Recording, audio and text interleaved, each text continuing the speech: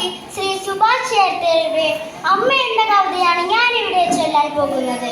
മക്കളായി 4 പേരുണ്ടെങ്കിലും അമ്മ ഏകയാണേകയാണിയൂടിയിൽ. അച്ഛൻ മറഞ്ഞൊരു കാലം മുതൽക്കമ്മ ഭാരമായി തീർന്നുവോ 4 പേർക്കും. നാഴൂരി മണ്ണും പകുത്തെടുത്ത് മക്കൾ 4 വഴിക്കായി പിരിഞ്ഞുപോയി.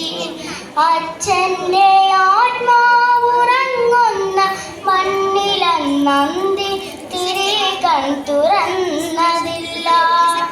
ഉള്ളം തുളുമ്പുന്നോർമ്മകൾ നോവിൻ്റെ ആഴം പെരുക്കി ചിതറിച്ചു. ദുശകുനം പോലെ അമ്മയെ കണ്ടൊരാ മക്കൾ നടന്നു മറയുന്നതും നോക്കി നെഞ്ചു പൊളിഞ്ഞമ്മ നീറി നിന്നു. ചെല്ലക്കഥകൾ നുകർന്നൂരസിച്ചൊര പേരക്കിടാവോടി വന്ന നേരം ശാസിച്ചു നിർത്തി മരുമകളെങ്കിലും മുത്തശ്ശിക്കൊപ്പമൊന്നോടിയെത്താൻ കൈനീട്ടി നിന്നു കരഞ്ഞു പൈതൽ.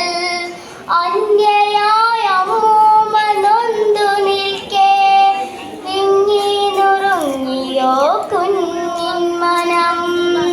നിർമ്മല ബാല്യമേ, നിന്നിൽ പകലട്ടൊരച്ഛനും അമ്മയും എന്തു നേടി.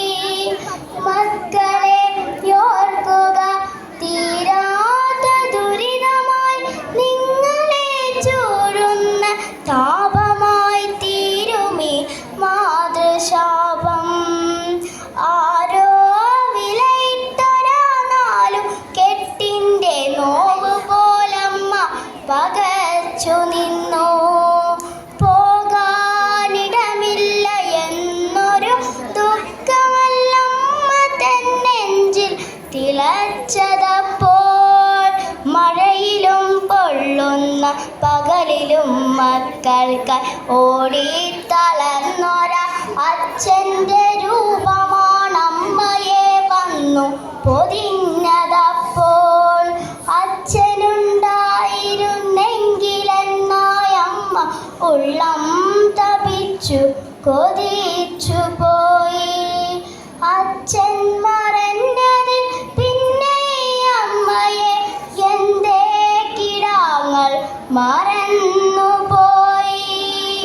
നേരമില്ലമ്മയെ നോക്കുവാനെന്നല്ല മക്കളും ഒന്നായി പറഞ്ഞെങ്കിലും 4 ആരെങ്കിലും വന്നു കൈപിടിച്ചൊപ്പം നടക്കുമെന്നാശിച്ചു പോയി. ആശകൾ പിന്നെയും ബാക്കിയാക്കി പാതി വഴിയിൽ മറഞ്ഞൊര അച്ഛൻ്റെ ഓർമ്മയിലമ്മ പിടഞ്ഞു വീടേ. കൈപിടിച്ചാരോ നടത്തിയ അമ്മയെ ശരണാലയത്തിൻ കവാടം വരെ. ഏകയായി തീർന്നൊരു അമ്മ തന്നെഞ്ചിലെ തീയൊന്നണയുവാൻ ഒരു വട്ടമെങ്കിലും